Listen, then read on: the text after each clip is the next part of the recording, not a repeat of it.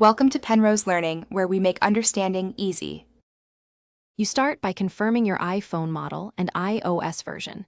Dynamic Island needs a compatible device and iOS 17 or later. Once done, back up important data, then enable airplane mode and perform a quick restart to clear transient glitches.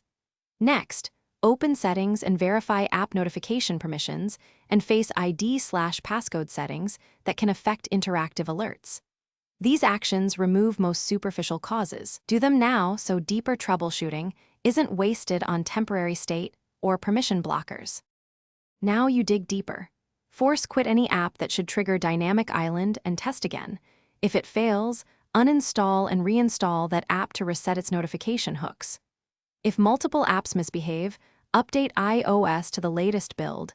System fixes often restore the Dynamic Island API.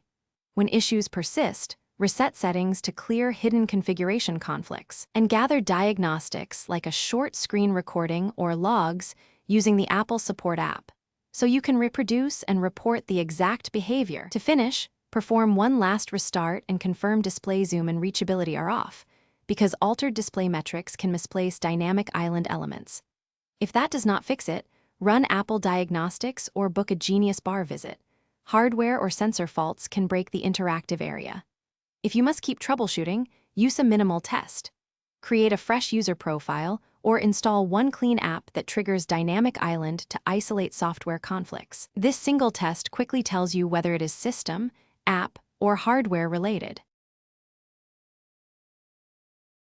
Thanks for watching. If this was helpful, leave a like and consider subscribing. See you next time.